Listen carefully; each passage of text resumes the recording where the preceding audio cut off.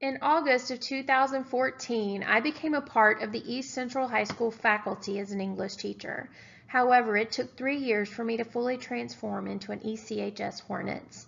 These are my observations upon equity from 2017. East Central High School is located in San Antonio, Texas, and consists of various cultures, ethnicities, and races. 70% of the student body is from Hispanic heritage, ranging from various countries. 20% of the student body is Caucasian. 9% of the student body is African American, and 1% is from multiracial Asian or other heritage.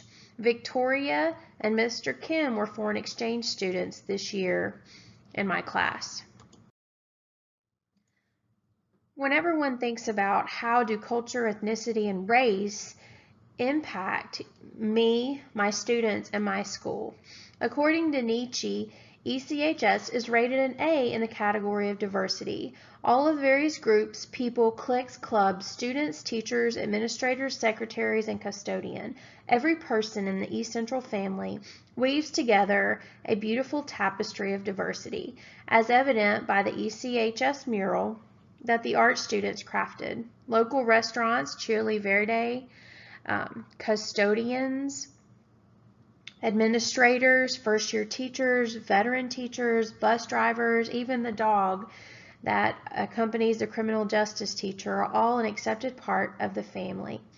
Blankstein, Noguera, Kelly, and Tutu, 2015, reveals the strong importance of ties between teachers and students by stating, staff morale, school culture, and collaborative relationships premised on trust and respect among teachers and parents are as important, if not more so, than financial resources.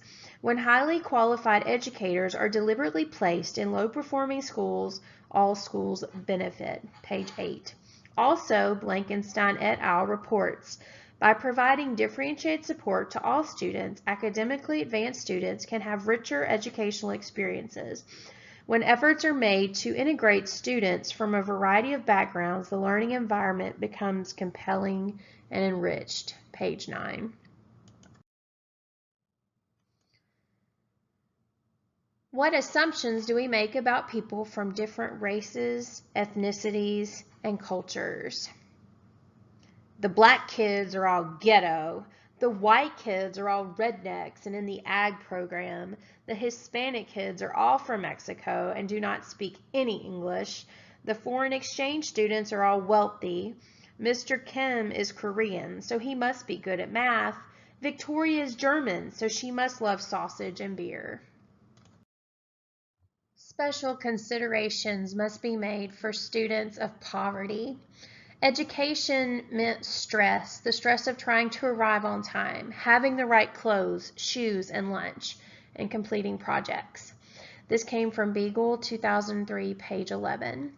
Often when students are worried about a place to sleep, food, protection, violence, this creates a feeling of humiliation. Beagle continues, like others born into generational poverty, I found that thinking about educational experiences evokes memories of violence, humiliation, and fear. Page 11. So as educators, it's our job to identify students of poverty and work with them in any way possible to ensure equity in the classroom. When foreign exchange students came to my class, my world was forever changed for the better. This was Ice, right here. She came 2 years ago. Ice was from Thailand. She shared with the students her Thailand culture, and everyone loved her. I personally wanted to adopt her. Here is Victoria. She was from Germany. She actually was very involved in the culinary program. Her parents owned a catering franchise, very, very wealthy, and she actually owned her own home.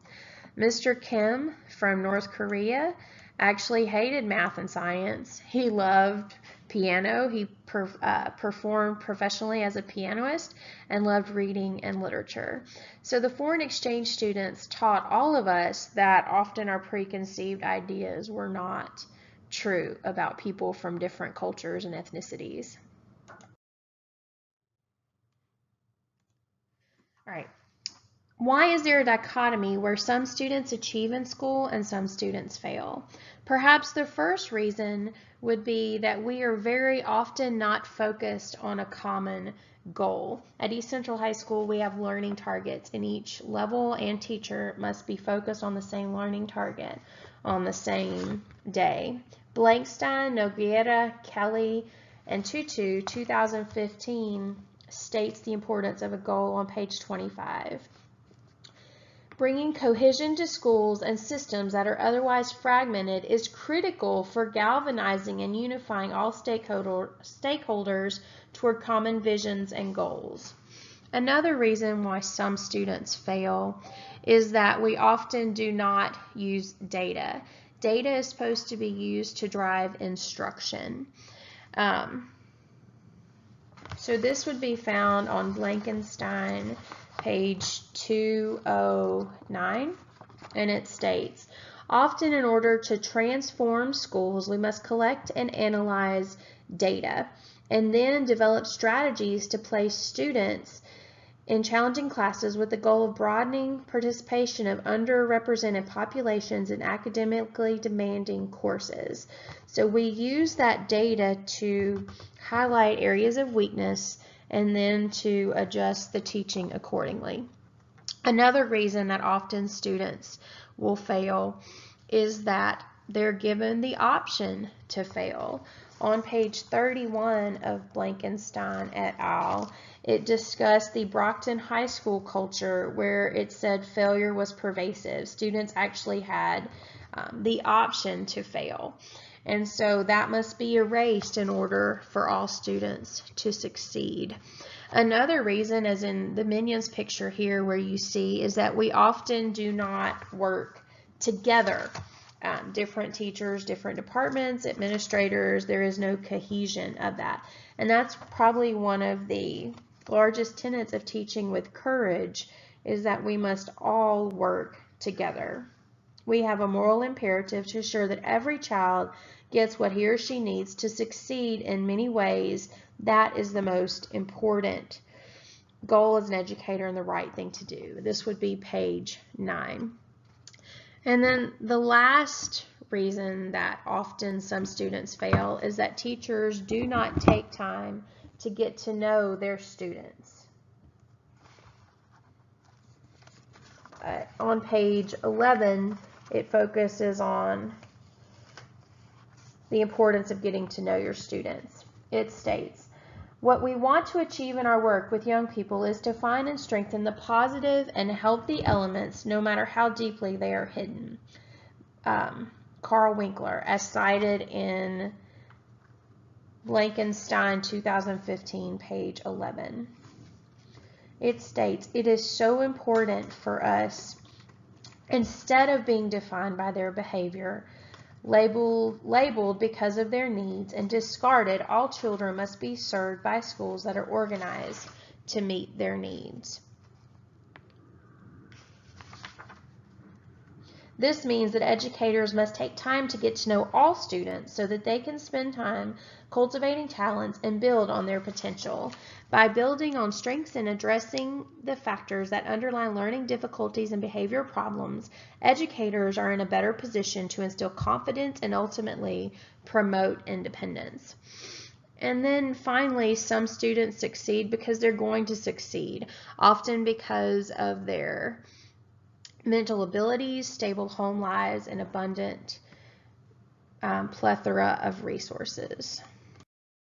The next question would be, why is it important to develop equity in your classroom? Whenever you think about equity, we always have the American dream. I'm going to come to this country and be someone. This is from Blankenstein et al. On page 13. It states, the American dream, the idea that in this country intelligence, hard work, and natural talent would be rewarded and have greater value than an inherited privilege. Okay, but the reality is that throughout the United States, a child's race, socioeconomic status, and zip code continues to predict not only how well he or she will do in the school, but also the quality of the school he or she will attend. Some children are denied the opportunity to have their talents developed because their families lack the time and resources to invest in them, and the schools they attend are often unable to develop their latent abilities. Page 13. So we must look at the American dream. The next category of why equity is important is the fixed versus growth mindset. And this comes into play where students don't believe they are God's gift to humanity and born inherently brilliant, but we all have things to learn. Blankenstein et al. 2015 on page 17 states that often students are encouraged to view academic success as a product of hard work rather than an outgrowth of natural intelligence. Whenever this happens, they're more likely to perform at higher levels. And so we must understand that everyone, teacher included, constantly has growth and areas of improvement. The next reason that equity is important is to help students prepare for the world outside of high school. We must help them cultivate and become responsible citizens. In his book, Character Compass, Cedar, 2016, states the importance of students making an impact in the world. On page 176, it states, I dreamed of changing the world when I was young. When I grew older, I dreamed of changing my country. In my twilight years, I dreamed of changing my family. On my deathbed, I realized if I'd only changed myself, for example, I could have changed my family, and then maybe my family could have made a better country, and a better country would have changed the world. Page 176. The last thing that we need to focus on equity is that it'll help students learn to work collaboratively every minute, every day. Fair isn't getting the same thing. Fair is where everyone is getting what they need in order to be. This is a visual focused on the EC graduate, as you see standing here with her diploma, going out into the world. On this visual, you can see that often students have a moral compass here where they have been taught relationships and honesty, generosity, and respect. As a student graduates, they're thinking, okay, do I have life, school, or work in front of me? Am I a good person? Will I impact others? Will I succeed in life? But as this graduate moves on, they're looking at the civic responsibilities here of moving out and being a productive citizen. That is our goal as teachers. As I progress into the future as a teacher, I will continue to focus on how to help my students be shaped into the profile of an EC graduate, where they are effective problem solvers, creative, lifelong learners, technologically competent, positive with a strong work ethic, resilient, gritty, goal-oriented, intrinsically motivated, calculated risk takers, and post-secondary ready. I will continue to provide students supplies, meet their needs, modify assignments, figure out what makes them tick, get to know them, and then tailor the class to their needs. And always I will remember that it is not about me as a teacher, but them as the student learning and being independent and able to move out into the world and make a difference. Thank you.